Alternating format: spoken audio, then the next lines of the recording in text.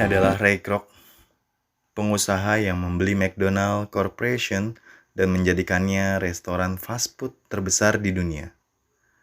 Ray Kroc bukanlah pendiri awal McDonald. Pertemuan Kroc dengan restoran McDonald diceritakan dalam film The Founder. Tentu saja film ini menarik untuk kita bahas. Mengapa akhirnya Ray Kroc menjadi pemilik restoran di McDonald? Mengapa restoran McDonald tidak dimiliki oleh pendirinya? Mari kita simak reviewnya. Ada istilah bisnis tidak mengenal teman atau saudara. Bisnis adalah bisnis, itulah yang diceritakan dalam film The Founder, di mana Ray Kroc mengambil alih kepemilikan McDonald dari kedua temannya, Dick dan Mac. Dick dan Mac adalah pendiri awal McDonald. Mereka adalah penemu sistem speedy service yang menjadikan McDonald sebagai restoran pertama yang mampu membuat burger dalam waktu 30 detik. Speedy service adalah sebuah penemuan revolusioner karena pada masa itu untuk merasakan burger, orang-orang Amerika harus menunggu 1-2 jam. Berbeda dengan McDonald, dalam waktu 30 detik saja, burger sudah bisa dinikmati oleh pembeli. Itulah yang membuat McDonald menjadi sebuah restoran yang akhirnya terkenal di Amerika Serikat. Salah satu kunci kecepatan McDonald adalah karena Dick dan Mac selaku pendiri McDonald menerapkan strategi division of labor, sebuah konsep pembagian kerja dari Adam Smith di mana setiap orang hanya bekerja untuk bidangnya saja.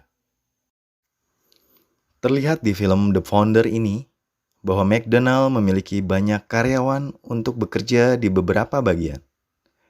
Ada yang di bagian memanggang daging, ada yang menyiapkan roti, ada yang memberi saus, ada yang meletakkan paprika, dan ada yang membungkus burgernya, sehingga produksi burger menjadi cepat hanya dalam. Pertemuan Ray Kroc dengan pendiri McDonald dimulai saat Ray Kroc, yang saat itu adalah seorang sales mesin milkshake, mendapatkan orderan dari restoran McDonald. Melihat McDonald, Ray Kroc pun terkagum-kagum.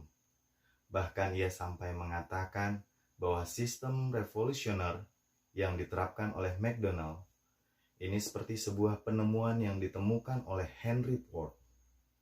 Pada saat itulah Ray Kroc memberikan masukan kepada Dick dan Mac agar membuka franchise McDonald karena menurut Kroc, restoran sehebat McDonald harus ada di mana-mana, tidak hanya di satu lokasi. Impian besar Ray Kroc adalah McDonald akan menjadi gereja baru di Amerika. Karena Kroc melihat di semua kota ada salib dan bendera Amerika di mana-mana.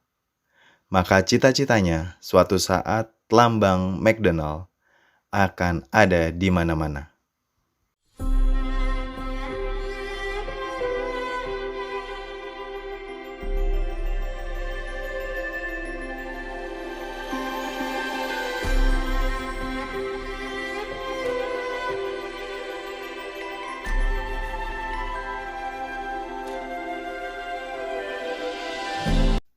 Apa yang dilakukan oleh Ray Kroc ketika Dick dan Mac sepakat untuk membuka franchise pertama dari McDonald?